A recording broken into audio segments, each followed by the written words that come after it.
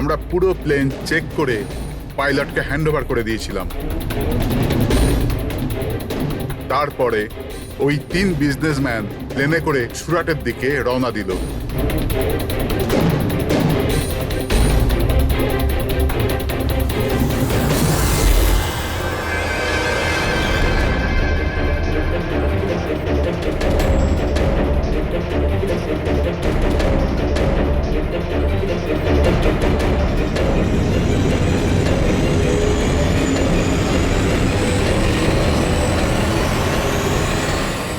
Sir, আমরা take অফের permission রেডিওর ফ্রিকোয়েন্সি থেকে পাই, মেন টাওয়ার থেকে। কাল আমাদের পুরো ইনফরমেশন পাওয়ার পরই আমরা টেক অফের প্রক্রিয়া শুরু করেছি। হ্যাঁ ফ্রেডি, কি? আচ্ছা, ওকে ওকে ওকে, হ্যাঁ ঠিক আছে, আমরা দেখছি। কি হয়েছে স্যার? মদনকে যে নাম্বার থেকে হুমকি দেওয়া ফোন করা হয়েছিল সেটা ক্র্যাশের দিন এখানেই ছিল, এই এয়ার স্ট্রিপেই। স্যার, ফোনটা যদি এখানেই থেকে থাকে তাহলে এটা ভিতরের কোনো লোকের কাজ। কি? হ্যাঁ না স্যার, আমরা কাউকেই কোনোদিন হুমকি দিয়ে ফোন করিনি। তোমরা না করলে কি বাইরের কেউ এসে করে গেছে? এই তোমাদের সিকিউরিটি এয়ার স্ট্রিপের? যদি ওই লোকটা এখানে এসে থাকে তাহলে কিছু না কিছু তো এখানে নিশ্চয়ই ফেলে গেছে। চেক করে দেখি। স্যার, এই জায়গাটা তো পুরো পরিষ্কার। ও যদি কোথাও লুকায় তাহলে ওই হ্যাঙ্গারের কাছে কোথাও লুকিয়েছিল। ঠিক আছে, ওখানে দেখি। আপনারা আসুন আমাদের সঙ্গে।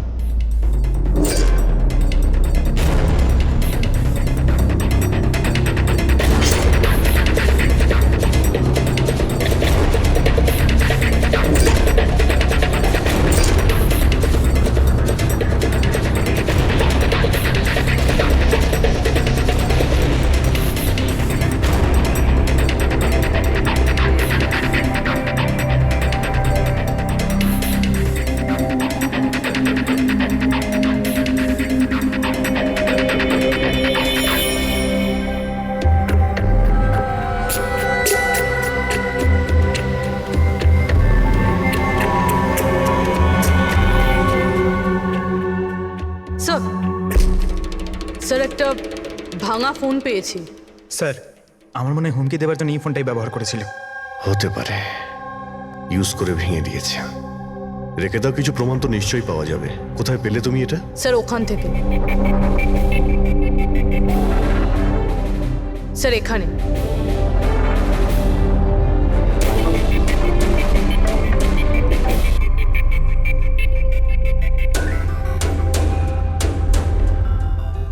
স্যার, এই দেখুন, এখানে কানের মতো কিছু একটা দেখা যাচ্ছে।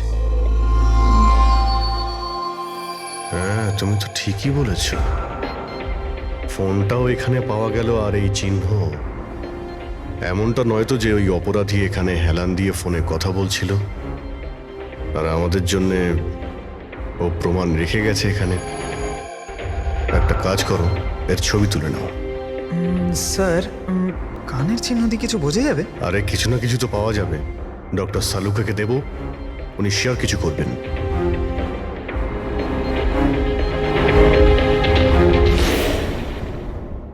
স্যার, 2টো লাশ পাওয়া গেছে, অঙ্কুর আর মদনের। অঙ্গদ আর মদন। আচ্ছা, সুমিত আর ওই প্লেনের পাইলট? খুঁজ চলছে স্যার, এখনো কোনো খবর পাওয়া যায়নি। আপনারা প্লিজ কাঁদবেন না, একটু শান্ত হন। দেখুন, আমি আপনাদের কথা দিচ্ছি, আপনাদের স্বামীকে যারা খুন করেছে তারা আমাদের হাত থেকে বাঁচতে পারবে না। স্যার, হ্যাঁ স্যার, এই ফোনটা পেয়ে গেছি যে ফোন থেকে হুমকি দেওয়া ফোনটা করা হয়েছিল, কিন্তু কিন্তু স্যার, আমরা ওখানে পৌঁছানোর আগেই খুনি এই ফোনটা ভেঙে দিয়েছে, যাতে আমরা ওর অবধি পৌঁছতে না পারি। স্যার, আমরা জানি এটা কে করেছে। চেনেন আপনারা? কে কে খুন করেছে? রণদীপ আর শশী। রণদীপ আর শশী কারা? হ্যাঁ স্যার, এই দুজন বিল্ডার্স। এরা চাইতো না যে আমাদের 3 জনের স্বামী এই ডিলটা করুক। জানতাম, আমরা জানতাম যে এই ঘটনার পুরো দোষ আমাদের ঘাড়েই চাপানো হবে। আপনাদের পরিচয়? স্যার, এরাই দুজন হলো সেই খুনি, রণদীপ আর শশী।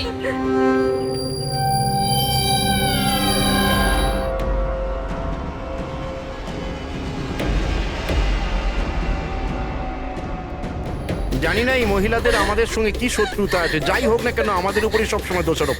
আর আগেও একবার এরা আমাদের মিথ্যে অভিযোগে গ্রেপ্তার করিয়েছিল। আচ্ছা, কোন অপরাধে গ্রেপ্তার করিয়েছিল আপনাদের? আমাদেরও একটু বলুন। স্যার, প্রথমবার যখন অঙ্কুরকে কল করে হুমকি দিয়েছিল, তো আমি পুলিশে রিপোর্ট লিখিয়েছিলাম এই রণদীপের বিরুদ্ধে। আর পুলিশ আমাকে গ্রেপ্তারও করেছিল, কিন্তু পরে আমি নির্দোষ প্রমাণিত হই। হ্যাঁ স্যার, আসলে ওই হুমকি দেওয়া ফোন ওই গ্রামবাসীদের ছিল যাদের জমি এরা নিতে চেয়েছিল। হ্যাঁ, ওই গ্রামের লোকগুলো তো এখনো জেলেই আছে। তো এই বাজে কাজটা তোমরা ছাড়া আর কে করতে পারে? দেখলেন স্যার, আবার আমাদের ওপর অভিযোগ। যদি আমরাই হামলা করে থাকি তাহলে সিআইডির কাছে আমরা কেন আসবো? কোনো ব্যাপার না, খুব তাড়াতাড়ি সমস্ত সমস্যার সমাধান হয়ে যাবে। হ্যাঁ, কারণ আমরা ওখানে অপরাধীর কানের চিহ্ন পেয়েছি। আর ব্যাস, সেটা থেকে তো আমরা পুরোটা জেনেই যাব যে খুনি কে। এই দেওয়ালে যে কাঁচা রং ছিল, ওখানে এই যে কানের ছাপটা দেখা যাচ্ছে, এই কানের ছাপটা দেখো। কিছু দেখতে পাচ্ছ এতে? ওই কানের প্রিন্টে স্টারের মতন দেখতে কিছু ইমপ্রিন্ট আছে। আরো একটা কথা, এই যে অপরাধী, এ সমুদ্রের আশেপাশে থাকে। এইটা কিভাবে জানতে পারলেন স্যার? আমি বলছি, এই ফোনটা, এই ফোনের যে ভাঙা অংশটা, এর ওপর আমি কিছু সমুদ্রের বালি আর মাছের কাঁটার টুকরো পেয়েছি। আচ্ছা আচ্ছা, তো যখন ওই লোকটা তার জুতো দিয়ে ফোনটা ভেঙেছিল তখন ওই বালি আর ওই মাছের কাঁটা জুতো থেকে বের হয়ে ফোনের মধ্যে চলে আসে। জুতোয় বালি আর এই তো মাছের মাথা কাঁটা। খুলেছে। হতে পারে ওই লোকটা ফিশ মার্কেটের আশেপাশে থাকে। এখানে তো দুটো ফিশ মার্কেট আছে, একটা ভার্সোভা জেটিতে আর একটা মার্ড আইল্যান্ডে। ব্যাস, তাহলে আমাদের কাজ হয়ে গেছে। এই দুটো ফিশ মার্কেটে গিয়ে খোঁজ নাও আর দেখো এমন কেউ আছে যে কানের মধ্যে স্টারের শেপের ইয়াররিং পড়েছে।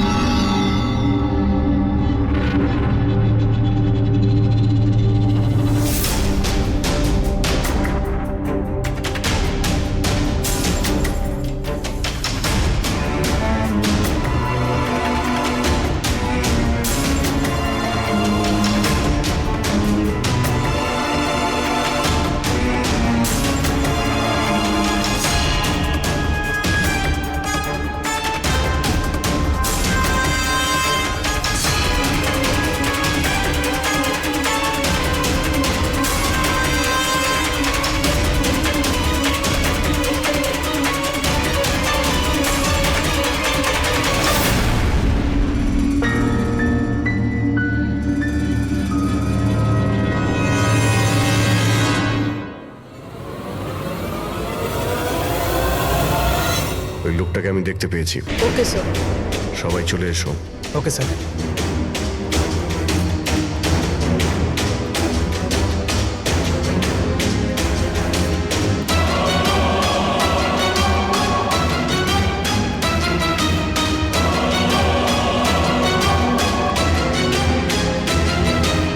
কারোর সঙ্গে মিটিং হওয়ার কথা।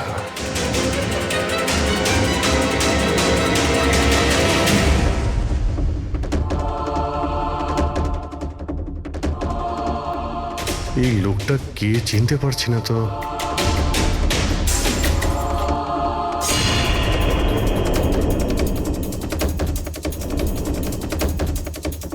স্যার, এটা তো সচিন। এয়ারপোর্ট অথরিটিজ মরে যাওয়া পাইলটদের লিস্টে এর ছবি দেখিয়েছিল। এই পাইলটটা সচিন, এই সচিন বেঁচে আছে? স্যার, ও যদি প্লেন ক্র্যাশে মারা না যায় তাহলে এই এখানে লুকিয়ে কি করছে? তাই তো, সামনে আসছে না কেন? চলো গিয়ে জিজ্ঞাসা করি।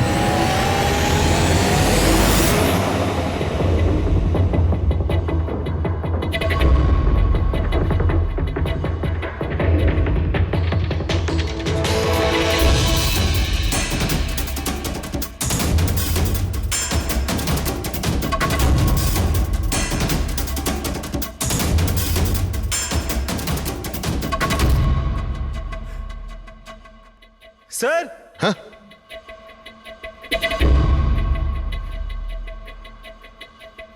স্যার এ তো মারা গেছে। মারা গেছে? ওই দেখুন স্যার, সচিন পালাচ্ছে।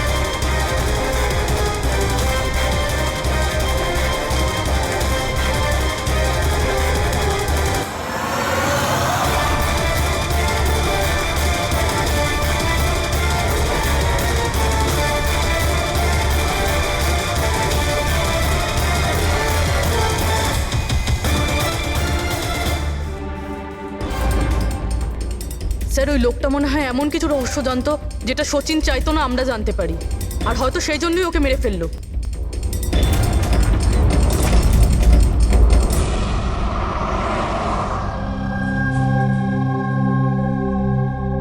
স্যার,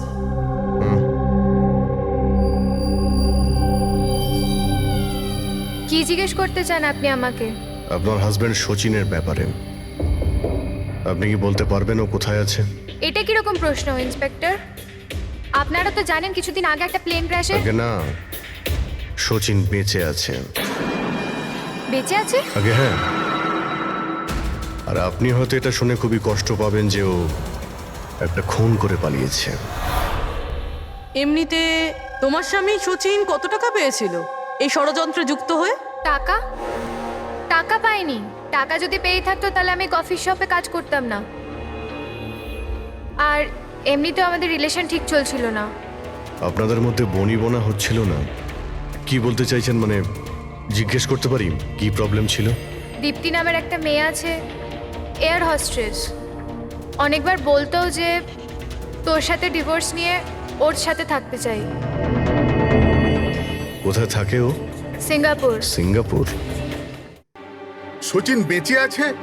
এ হতে পারে না স্যার, আমরা নিজের চোখে ওকে প্লেনে উঠতে দেখেছিলাম। স্যার এত বড় দুর্ঘটনায় ওর বেঁচে থাকার কোনো সম্ভাবনাই নেই স্যার। আর ও যদি প্লেন থেকে প্যারাশুট নিয়ে লাফ দেয় তাহলে? না স্যার, যদি প্যারাশুট নিয়ে লাফ দিত তাহলে কেউ না কেউ তো নিশ্চয়ই দেখতে পেত। আমরা কিছু মিস করে যাচ্ছি না তো? কি একটু আগে তুমি কি বললে? কি মিস করেছো? না না স্যার, কিছু না। তোমাদের অ্যাপিয়ারেন্স বলছে যে তোমরা কিছু লুকোচ্ছ, তাই তো? কি ব্যাপার বলো, বলো তাড়াতাড়ি। সরি স্যার, আমরা ওই ছোট একটা ভুল করে ফেলেছিলাম। কিরকম ভুল? স্যার যখন প্লেন টেক অফ করেছিল আমরা ওখানে ছিলামই না। আপনারা এত বড় ভুল কি করে করতে পারেন? হ্যাঁ স্যার ওই প্লেন যখন রানওয়েতে দৌড়চ্ছিল স্যার কিছু বিস্ফোরণ হলো স্যার। কিরকম বিস্ফোরণ? স্যার কেউ একজন চকলেট বোম ফাটিয়েছিল, তো আমরা ওইটাই দেখতে গিয়েছিলাম যে কোথাও কিছু হয়নি তো। আরে এটা তো চকলেট বোম। আর স্যার যখন আমরা ফিরে এলাম তখন দেখলাম যে প্লেন উড়ে গেছিল স্যার। এটা ওই দাড়িওয়ালারই কাজ হবে স্যার। ওদের কনসেন্ট্রেশন নষ্ট করার জন্য। হ্যাঁ, কিন্তু অভিজিৎ, কেন? কিসের মোটিভ থাকতে পারে ওদের কনসেন্ট্রেশন ব্রেক করার জন্য? কিছু না কিছু তো গোলমাল আছে অভিজিৎ। আচ্ছা, যখন বোমটা ব্লাস্ট হয় তখন প্লেনটা বায়ুস্তরের কোন জায়গা ছিল? ওখানে গিয়ে দেখাও। আসুন স্যার। চলো দেখাও। আসুন।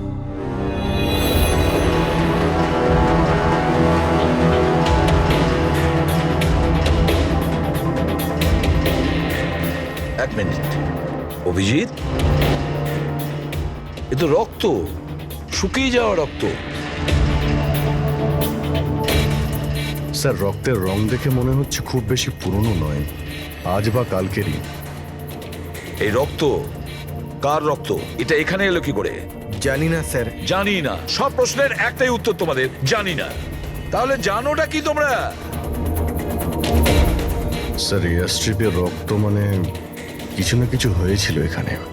এটা তো পরিষ্কার, কিন্তু কি হতে পারে? আর এই রক্ত, এটা কার রক্ত?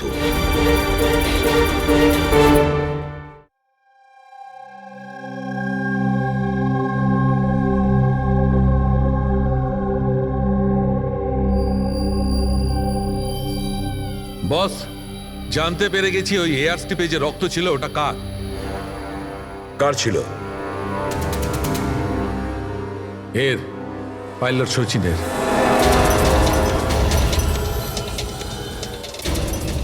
পাইলট সচিনের রক্ত? কিন্তু ওরা আঘাত লাগলো কি করে, কখন? স্যার, যখন আমরা ওকে জেটিতে দেখেছিলাম তখনও একটা স্লিং ব্যান্ডেজ পড়েছিল, আর ওর হাতে ব্যান্ডেজও বাঁধা ছিল। কিন্তু ইঞ্জিনিয়ার আমাদের এটা বললো যখন সচিন টেক অফের জন্য যাচ্ছিল ও একদমই ঠিকঠাক ছিল, ওর হাতে কোনো রকম ব্যান্ডেজই ছিল না। এটার একটাই মানে দাঁড়ায় অভিজিৎ, সচিনের আঘাত এয়ার স্ট্রিপের সময়ই হয়েছে। প্লেনটা টেক অফ হওয়ার আগেই সচিন এয়ার স্ট্রিপে পড়ে যায়, আর ওর তখনই আঘাতটা লাগে। ঠিক এইরকমই হয়ে থাকবে বস, কারণ এই জন্যে সচিন প্লেন ক্র্যাশে মারা যায়নি, কারণ সচিন প্লেনে ছিলই না। কিন্তু ডক্টর সালুকে কেউ তাহলে সচিনকে প্লেন থেকে লাফাতে দেখেনি কেন? আরে দাঁড়িয়েওয়ালা ওখানে বাজি ফাটিয়েছিল না ওদের সরানোর জন্যে। এগুলো সব সচিন আর ওই লোকটার প্ল্যান ছিল।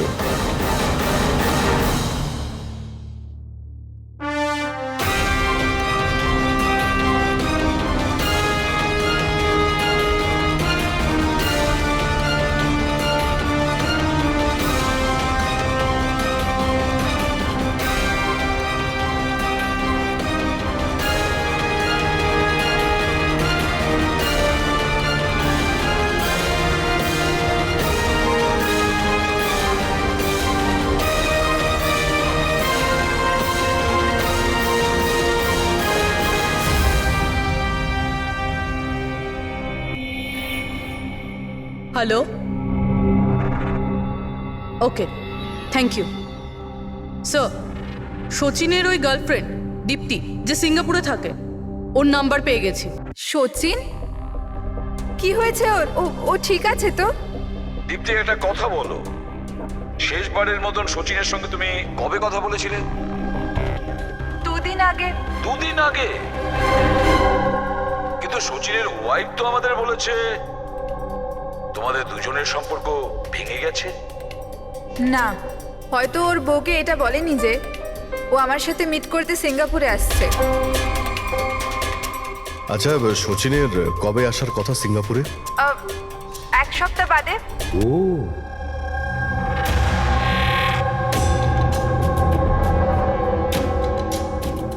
আচ্ছা, আর কি কি কথা হয়েছে তোমার সঙ্গে 2 দিন আগে?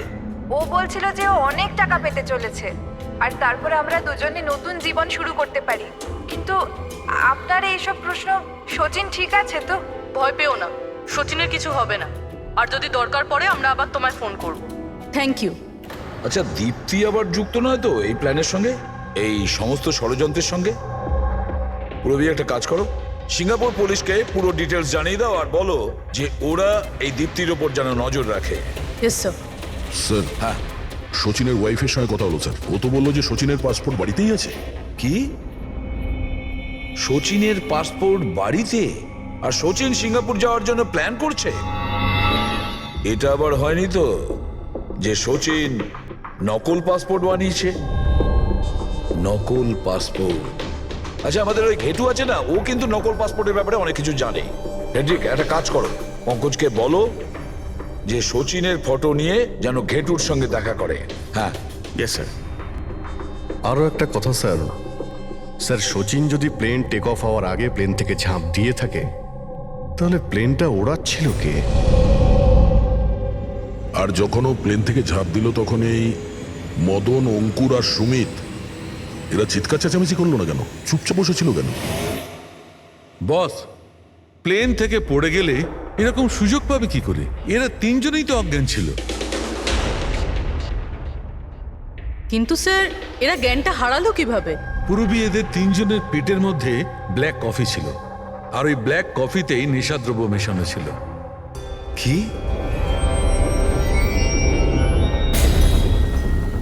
ব্ল্যাক কফির সঙ্গে নেশার ওষুধ?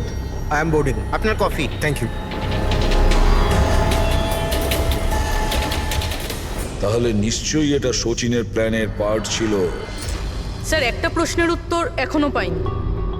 বিনা পাইলট নিয়ে প্লেনটা উড়লো কিভাবে? এর উত্তর হলো UAS. UAS, আনইন্টারাপ্টেবল auto pilot system. এই প্রোগ্রাম দিয়ে মাটিতে থেকে আকাশে ওড়া প্লেনকে কন্ট্রোল করা যায় স্যার, যে কোনো জায়গা থেকে। হ্যাঁ স্যার, আমরা এই ফরেন্সিক ল্যাবে দাঁড়িয়েও যে প্লেনটা আকাশে উঠছে তাকে কন্ট্রোল করতে পারি। এই প্রোগ্রামটা এই জন্যই বানানো হয় যে আকাশে ওড়ার সময় প্লেনে যদি কোনো ইমার্জেন্সি হয় বা কোনোভাবে প্লেন হাইজ্যাকও হয়ে যায়, তাহলে তার কন্ট্রোল যেন নিচে থাকা লোকেদের হাতে থাকে। তার মানে প্লেনের ককপিটের কন্ট্রোল তার হাতে থাকবে যার হাতে রিমোট আছে। হ্যাঁ স্যার, আর যার কাছে রিমোট কন্ট্রোলটা ছিল সেই প্লেনটা ক্র্যাশ করিয়েছে সমুদ্রে। রিমোট কন্ট্রোলের লোক খুনি, এক কফিতে নেশার ওষুধ। যদি একবার আমরা জানতে পারি না যে ওই ব্ল্যাক কফিতে নেশার ওষুধ কে মিশিয়েছিল আর কে খাইয়েছিল, তাহলে বুঝে নাও রিমোট কন্ট্রোলের খুনির কাছেও আমরা পৌঁছে যাব। Remote control. Black coffee? Sir Madan তো ব্ল্যাক কফি খেতেন না, ওনার হাই ব্লাড প্রেশার ছিল। আর স্যার আমিও তো সুমিতকে কোনো ব্ল্যাক কফি দিইনি, কারণ ও যখন বাড়ি থেকে বেরিয়েছিল তখন আমিও বাড়ি ছিলাম না। দেখুন, আমরা ওই তিনজনের পেট থেকেই ব্ল্যাক কফি পেয়েছি, যে সেই নেশার ওষুধ মিশিয়েছিল। আর আপনারা বলছেন যে আপনারা কেউ নিজেদের স্বামীকে ব্ল্যাক কফি খাওয়াননি। হতে পারে অন্য কেউ ওনাদের ব্ল্যাক কফি খাইয়েছিল, বা হতে পারে বাইরে যেখানে গিয়েছিল সেখানে খেয়েছিল। কোথাও গিয়েছিল কি? হ্যাঁ স্যার, ওকে আমাদের ড্রাইভার এয়ারপোর্টে ছাড়তে গেছিল। তাহলে হতে পারে যে ও বাইরে কোথাও কফি খেয়েছে, তাহলে ড্রাইভার জানতে পারে। রবি, ওকে একবার ডাকুন তো, কোথায় আছে ও? স্যার যবে এই ঘটনা ঘটেছে তবে থেকে ও কাজে আসছে না, ও আমার ফোনও তুলছে না। তার মানে অভিজিৎ, এই রবি কাল থেকে উধাও।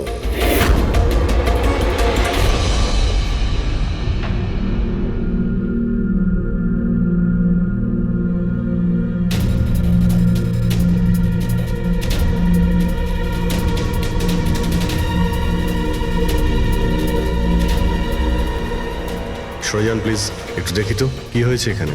দেখুন স্যার, এখানে খুব গন্ধ আসছে, আর এক্ষুনি পুলিশকে ফোন করেছিলাম কিন্তু এখনো কেউ আসেনি। আমরা সিআইডি থেকে।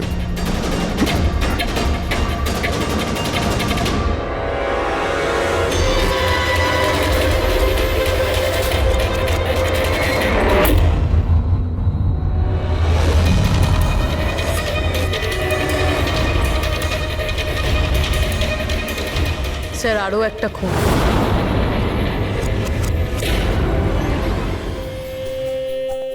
চলে আয়, জাস্ট ফলো মি।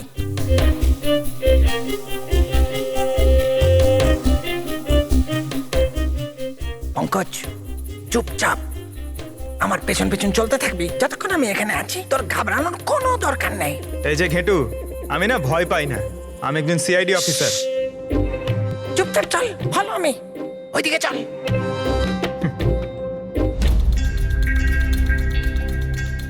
চলে আয় পঙ্কজ।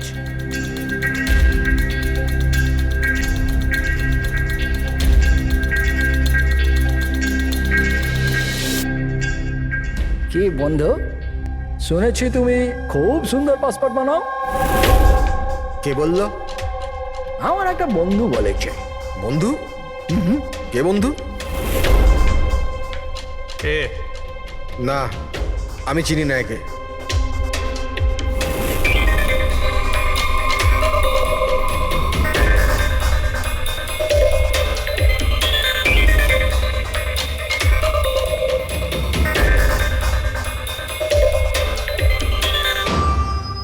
এ তোমার বন্ধু? তোমার কোনো সন্দেহ আছে? খুব ভালো করে চিনি আমি একে। এর পাসপোর্টও রেডি হয়ে পড়ে আছে আমার কাছে। আরে বাহ, তাহলে তো আমারও পাসপোর্ট হয়ে যাবে, তাই না? হয়ে যাবে, কিন্তু দুটো পেটি লাগবে। আরে দেবো তো 2 পেটি। বলো না কি চাই, আম চাই না 2 পেটি আপেল চাই, বলো কি চাই? এ শালা, 2 পেটি মানে 2 লাখ। 2 লাখ? 2 লাখ। চল এটা বল, তোর নাম কি লিখবো পাসপোর্টে? Sub inspector Pankaj, CID. CID? হ্যাঁ, সিআইডি।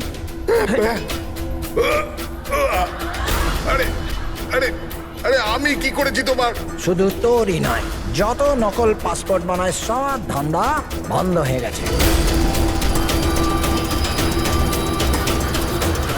যে প্রশ্নগুলো আমি করব সব কটা সত্যি সত্যি উত্তর দিবি, না হলে 2 লাখ বার উঠবস করাবো, বুঝেছিস? জিজ্ঞেস করো কি করবার আছে। এ ওর নকল পাসপোর্ট নিতে কখন আসবে? জানি না। জানিস না? আজ সন্ধ্যেবেলা। দেখলে পঙ্কজ, খেঁচুর কামার। স্যার, রবির ঘর থেকে যে বোতলটা পাওয়া গেছে ওখানে ওই নেশার ওষুধটা আছে যেটা সালুমকে স্যার ব্ল্যাক কফিতে পেয়েছিল। ওই রবি ছাড়া আর কারোর আঙুলের ছাপ পেয়েছিলে ওই বটলে? হ্যাঁ স্যার, রণদ্বীপের।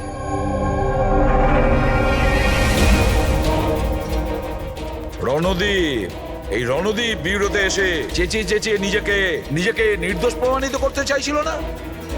প্রথমে রবিকে ব্যবহার করে খুন করানোর জন্য, তারপর রবিকেই মেরে ফেলে। স্যার, আমি রণদীপকে অনেকবার ফোনে ট্রাই করেছি কিন্তু ওর ফোন বন্ধ আসছে। একবার এই সুচিরকে যদি আমরা পাই না, ওই আমাদের পৌঁছে দেবে রণদীপের কাছে। সন্ধেবেলায় তো ও আসছে নিজের নকল পাসপোর্ট নেওয়ার জন্য।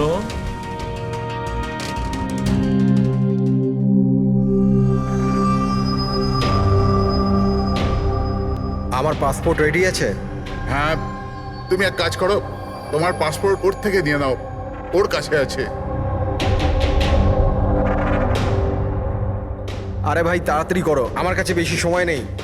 সত্যি বলেছিস তুই, তোর কাছে তো একদম সময় নেই। ব্যাস এইটা, এই ফটোটা চিপকে দি। এটা কি ধরনের মজা? মজা নয়, এটা সিআইডির উপহার। সিআইডি? বল, ওই প্লেন ক্র্যাশটা কি করে করেছিলি তুই?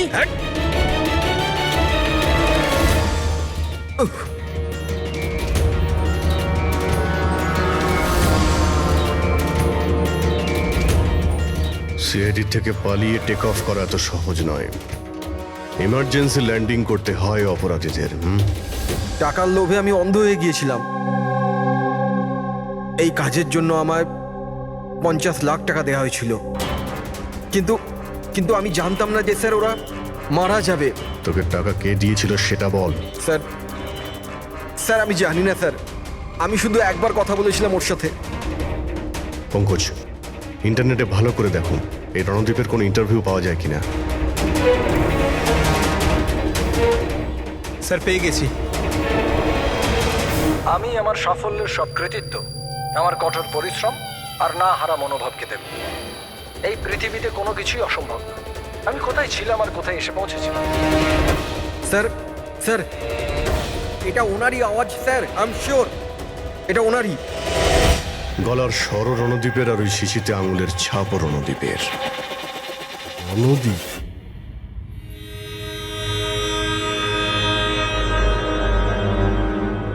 স্যার, সামনে গিয়ে রাইটে। স্যার, এই রণদীপের ফোন তো অফ বলছে, ওর লোকেশন কি করে ট্র্যাক করব? আরে ফোন বন্ধ তো কি হয়েছে পঙ্কজ, ওর ভিডিওটায় মনে আছে? ওই ভিডিওটার মধ্যে ওর হাতে একটা ব্রেসলেট পড়েছিল। আমি ওই ইন্টারভিউ দ্বিতীয়বার চেক করেছি। কিন্তু স্যার, ব্রেসলেট দিয়ে লোকেশন কি করে ট্র্যাক করব? পঙ্কজ, ওটা কোনো অর্ডিনারি ব্রেসলেট নয়। ওই ব্রেসলেটে জিপিএস ট্র্যাকিং লাগানো আছে।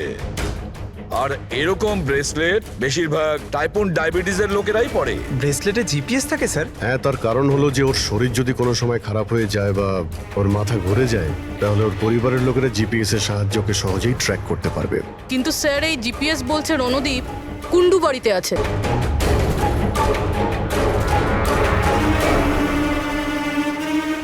স্যার, এখানেই কোথাও হবে, এইখানেই।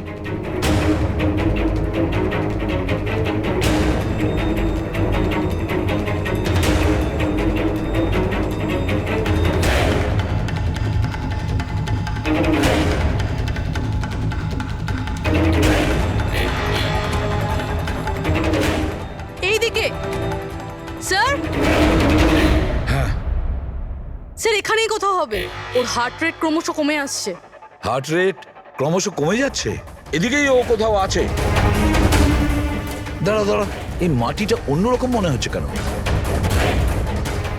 এই মাটির নিচে আবার নেই তো? হতে পারে।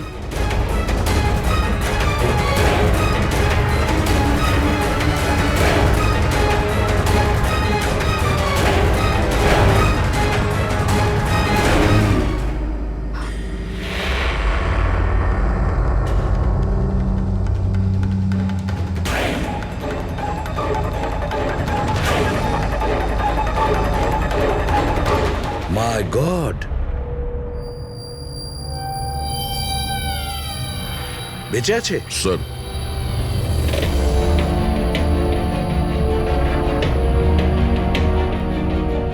স্যার আমরা তো ভেবেছিলাম যে এই লোকটাই খুনি, কিন্তু এখন দেখছি ওই তো মারা যাচ্ছিল।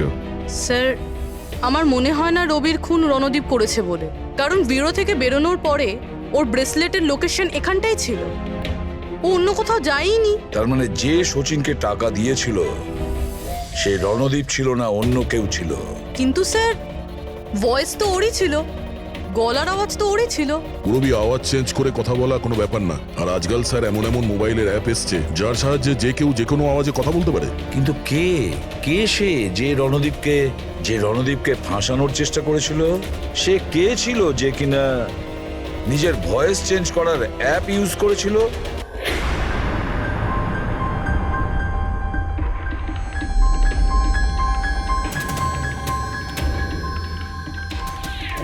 চিয়ার্স। হ্যাঁ, চিয়ার্স চিয়ার্স। আসুন আসুন আসুন। অভিনন্দন আপনাকে। অভিনন্দন? কিসের জন্য? ওই অ্যাপের জন্য। ওই অ্যাপ যেটা আপনাদের কোম্পানি বানিয়েছে, যেটা দিয়ে যে কোনো মানুষ তার নিজের ভয়েস চেঞ্জ করতে পারে। মানে? হ্যাঁ, একবার শুনবেন? তোমাকে তোমার অপরাধের জন্য এবার জেলে যেতে হবে। তোমার অপরাধের জন্য এবার জেলে যেতে হবে? এটা কি ধরনের মজা? এটা মজা নয়। এই ডিভাইস দিয়েই তুমি রণদীপকে ফাঁসানোর চেষ্টা করেছিলে, তাই না? পুরবি, অ্যারেস্ট করো একে। চলুন ম্যাডাম।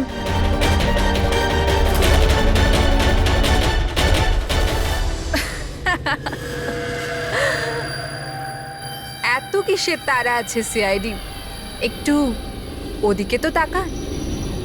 এই, ছেড়ে দাও ওকে।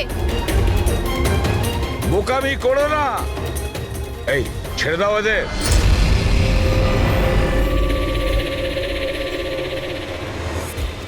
মাই গড, তাড়াতাড়ি ওঠো।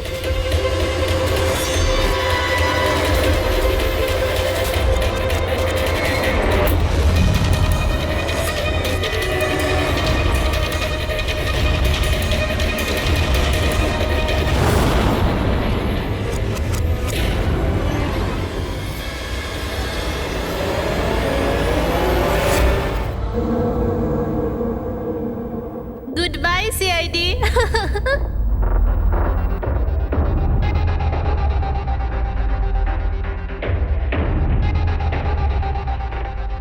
ওয়েল ডান গার্লস, আজ পর্যন্ত বড় বড় অপরাধী যেটা করতে পারেনি সেটা আমরা করে দেখিয়েছি। সিআইডি তো পাগল হয়ে গেছে মনে হয়। আরে ওসব তো ঠিক আছে, কিন্তু আমরা যাব কোথায়? অরিজিনাল প্ল্যান তো আমরা ভেস্তে ফেলেছি। ভেবে দেখি, কোনো না কোনো রাস্তা তো পেয়েই যাব।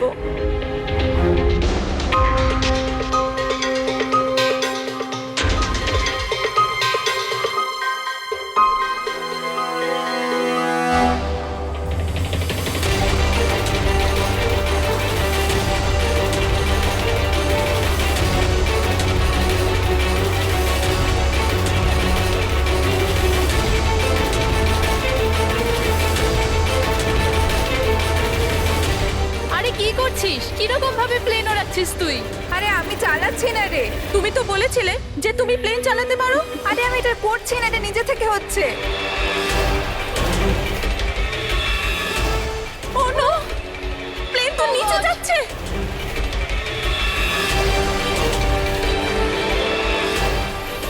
মনে হচ্ছে আমাদের ইউএস টেকনোলজি কেউ জানতে পেরে গেছে নাকি? কিন্তু কি করে?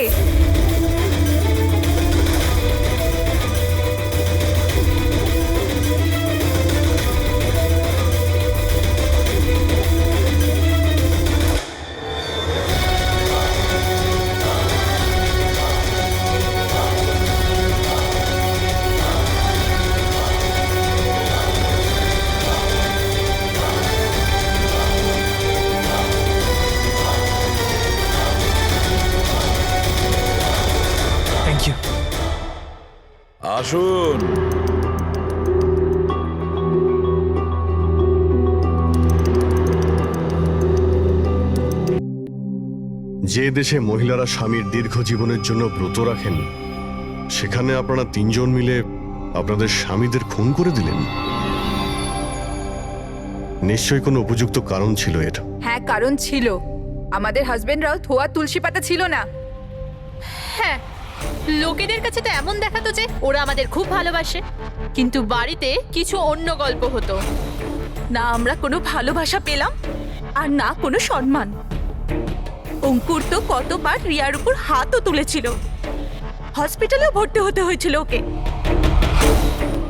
এই সব থেকে বিরক্ত হয়ে আমরা আমাদের স্বামীদের কল করে হুমকি দিচ্ছিলাম,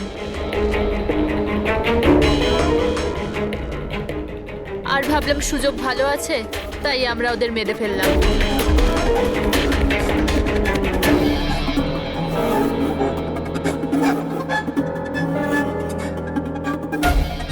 আর ভাগ্য দেখুন, রণদীপ রবির কাছে গিয়েছিল ওই অজ্ঞান হওয়ার ওষুধ নিয়ে, যাতে আমাদের স্বামী মিটিংয়ে পৌঁছতেই না পারে।